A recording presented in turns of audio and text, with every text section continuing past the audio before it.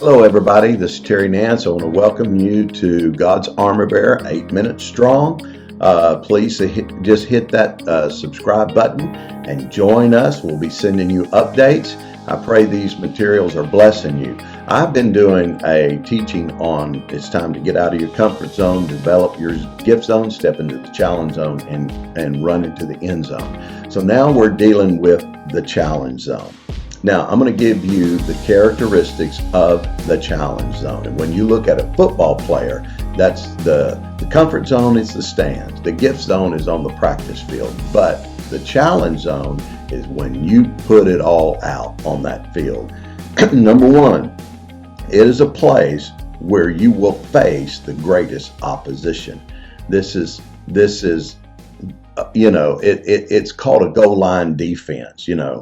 What happens when you're in the challenge zone is that when you're in the red zone. Any football team, when they get 20 yards from the end zone, they go into what is called the red zone.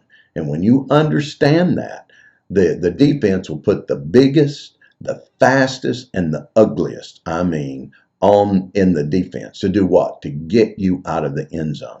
Do you see what's happening right now in our world? How the devil is releasing hell with all the pandemics, with the hurricanes, with, oh my gosh, with the wars, rumors of war, everything, our government, everything is shaking. We don't know what's about to happen. Well, we got to realize we are in the red zone. And listen to this. But these speak evil of whatever they do not know, and whatever we know naturally, like brute beasts, and these things they corrupt themselves.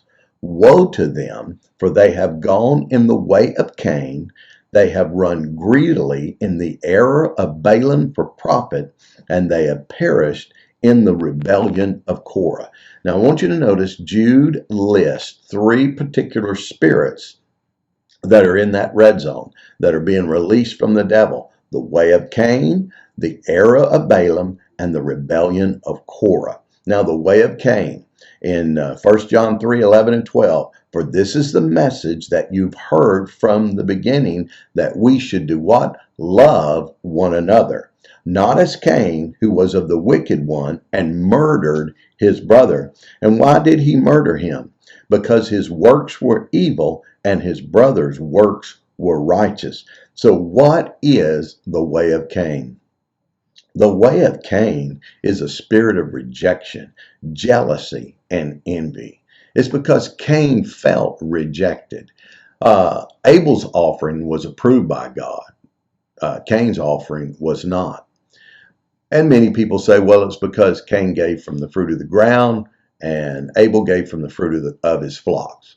Well, there's some truth to that. But when you really understand what God said to Cain, he asked him, he said, why has your countenance fallen?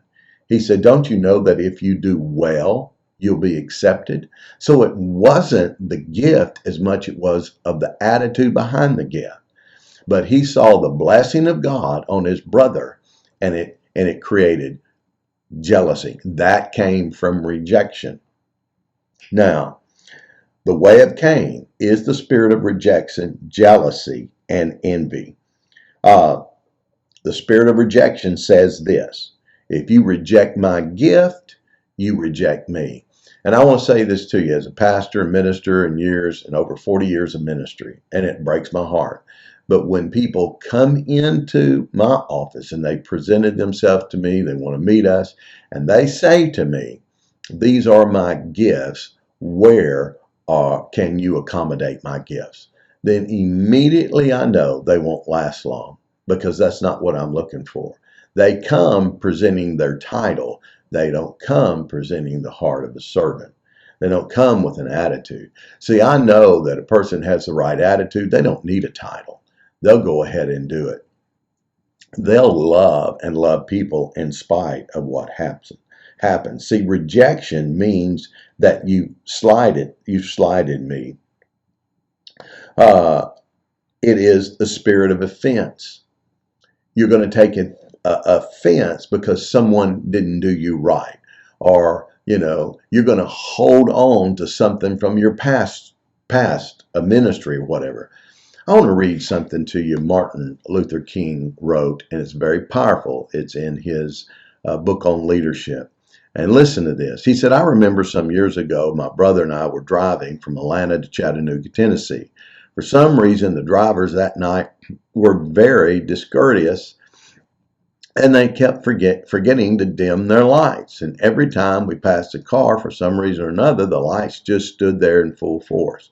Finally, my brother looked over at me and said, I am tired of this now, and the next car that comes, I'm just going to shine my lights right back in his eyes. I'm going to refuse to dim my lights. And then Martin Luther King said this. I said to him, don't do that. Somebody has to have some sense on this highway. If somebody doesn't have sense enough to dim the lights, then we're all going to end up being destroyed. And he said, I'm saying the same thing here. We're moving up a mighty highway toward the city of freedom. There will be meandering points. There will be curves, difficult moments, and we'll be tempted to retaliate with some kind of force against the opposition. But I'm going to say this to you. Wait a minute. Somebody has got to have some sense. The ultimate weakness of violence, he said, is that it multiplies evil and violence in the universe. It doesn't solve any problems. Martin Luther King urged people to meet the forces of hate with the power of love. We've got to learn not to hit back. We must learn to love the white man. Now, this was back in the 60s. And that is so true. You cannot give throwback hate. You just can't. You got to walk in love. And in our lives, we're going to face the spirit of Cain. We're going to face the opportunity to be offended. Offense, it leads to resentment. Resentment leads to bitterness. And bitterness leads to hatred. I remember I heard a story about these guys, these Africans that were catching monkeys, and they built these cages. And so all the monkeys, they put some fruit and different things in the cages, and they opened and made a trap door. Well, the problem was the monkeys would look at the fruit, they wanted it, but they wouldn't go through the trap door. So eventually what they did is they closed the cage, and they made the wire big enough just so that the monkey had to, put his hand through the cage to get the object. And then sure enough, they would grab that object in hand, screaming like crazy, and the African would come over with a club and knock them in the head and kill them. And you're thinking, you idiot creature, the one thing you're not doing is the most simple: let go. And we're crying, God, why did they do this to me? Why is all this happening to me? I don't understand. And the Spirit of God's going, let it go. You have to be willing to let it go. Welcome to the challenge zone. You got to release. The love of God's going to be tested in you like never before. Submission in these things are. But you know what? You got God in you. 3 greatest words you can ever say to anybody is this right here. I forgive you, I love you, let's eat. Those are the 3 biggest statements that can be made. I love you, I forgive you, let's eat. You need to look at the person who you're offended by and say those 3 words. God bless you so much. I pray this has been a blessing to you. Get free in your spirit from any offense. Amen.